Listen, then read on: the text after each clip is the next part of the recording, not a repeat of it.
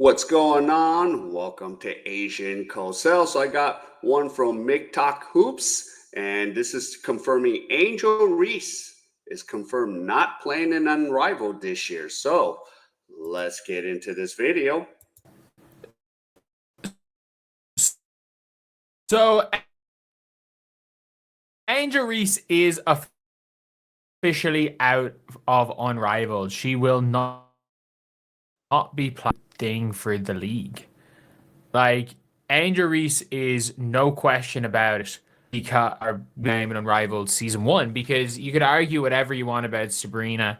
Sabrina, I called the Phantom Team Cancun.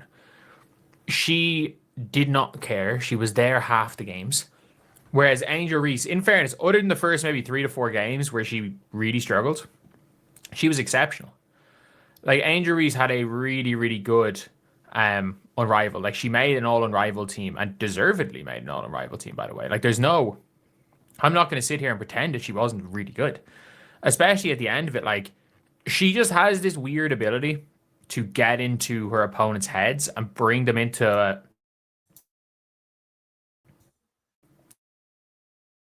like drag them into a dogfight, which she's the best at.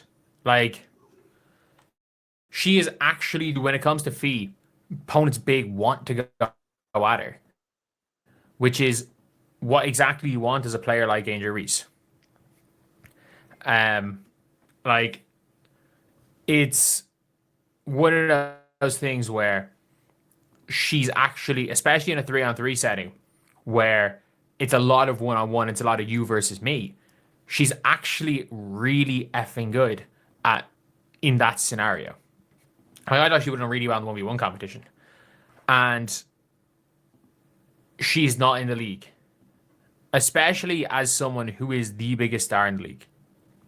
Who is the biggest star. And not being in the league it's going to hurt the league. It's absolutely going to hurt everything about Unrivaled, because you had a player who embodied it all last year. She was shit talking players. Her team won, albeit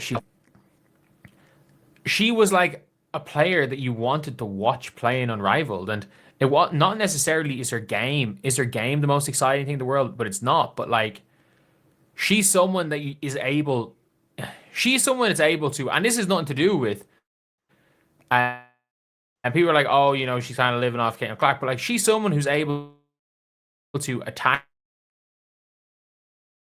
her name less, maybe not as good as, maybe she's more popular than all these players, but like, she's able to make herself a rival for Fee, a rival for AT.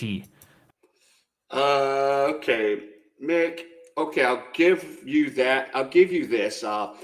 Angel Reese, okay, one-on-one, okay.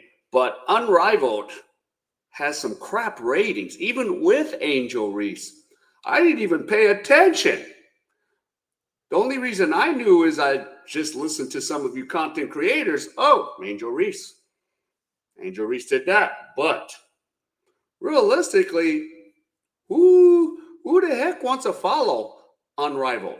Unless there's really a player that you really like. Okay, I'll give you that portion, but I'm just like, I'm a little lost here, Mick. Okay, but I get what you're doing. So there you go. A rival for a lot of these big players. And she gives as good as she gets. She gives as good as she gets in a lot of scenarios. And even though I wouldn't consider herself on their level, her competitiveness means at any given game, she can outplay them. Like, she can absolutely, on any given game, she can outplay the best player on her opposing teams. And there's something to be said for that. There's something to be said for that in a lot of ways. But she's just not going to be there. And Unrivaled are going to have to like lean on the star power of Fee. I mean, I get it. I get it. Like I kind of, I think Fee is a big player, but like I'm not going to go in my way to watch Fee play. I think Paige Beckers is is someone who absolutely is going to be the star of this league. Paige isn't a needle mover in terms of viewership, and really even in terms of a rivalry. Like Angel versus Paige were the games where I felt like were not only non games people cared about. Yeah, I mean, I know about Paige Beckers. You know, watched her at UConn, and then of course watched a little bit of her Dallas. But yeah, yeah, that I agree with you. She ain't gonna be a needle mover.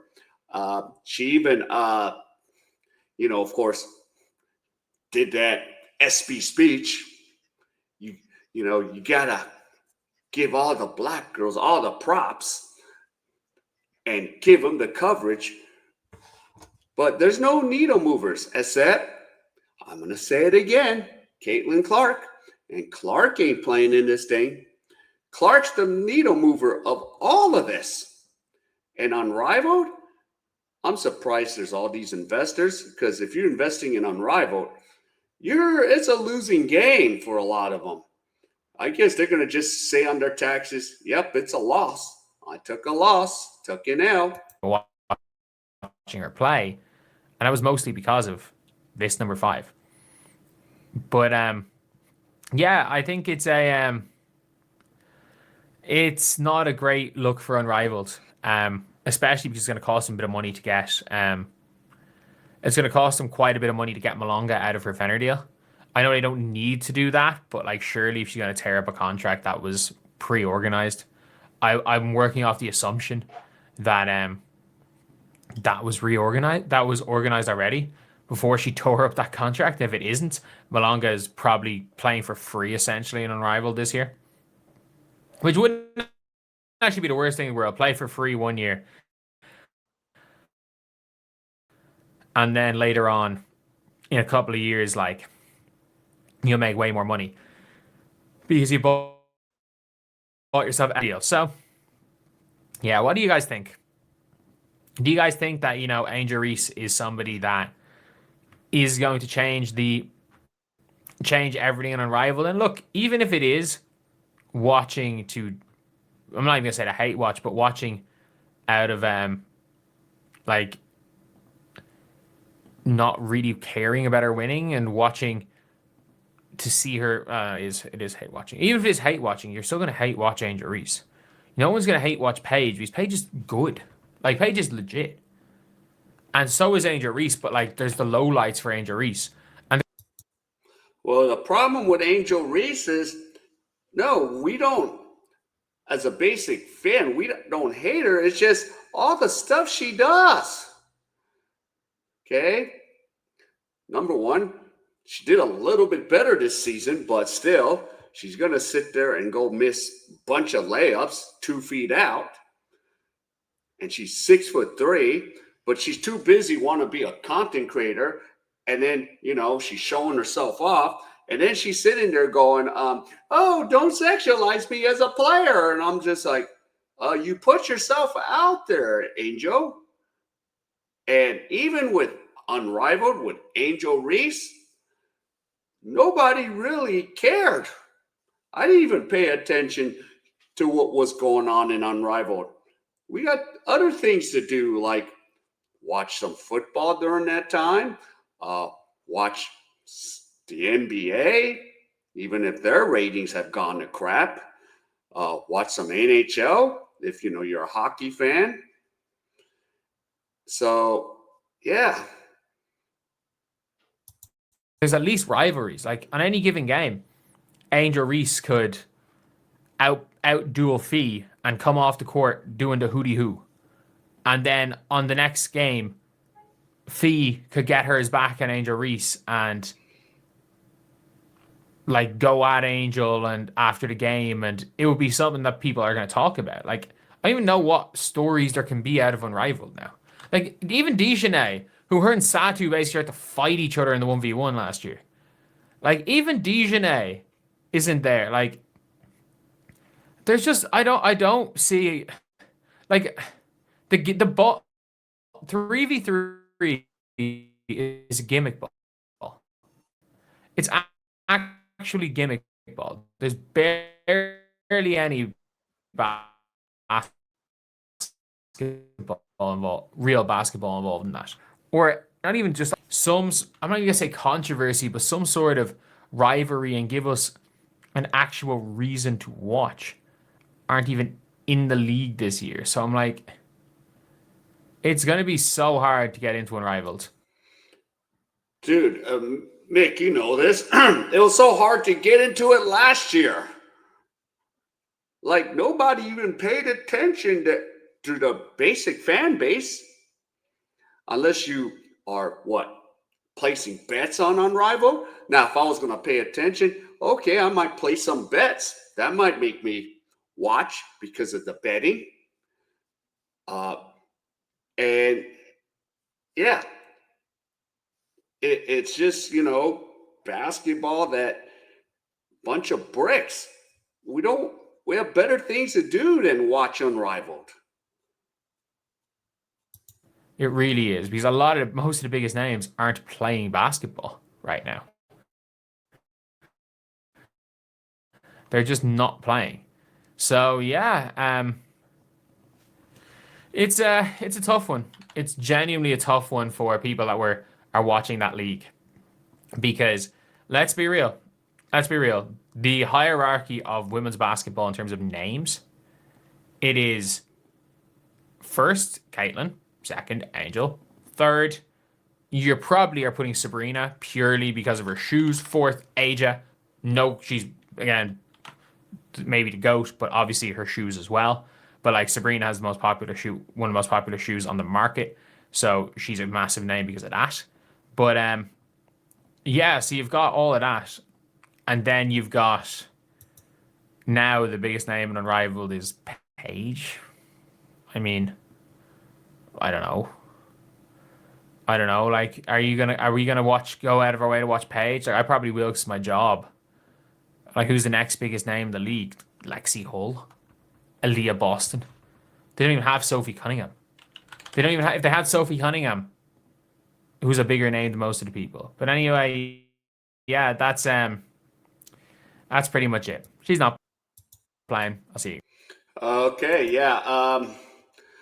Yeah, it's so hard to watch Unrivaled, let alone even the WNBA, because I paid attention because of one chick, and her name is Caitlin Clark, just like majority of the fan base. But you already know this, Mick. But yeah, most of the times I'm not paying attention unless Caitlin Clark is playing, and maybe I might pay attention to Sabrina, but that's even a hard take too. So, yeah, because there's so much bickering in both these leagues in Unrivaled and the WNBA.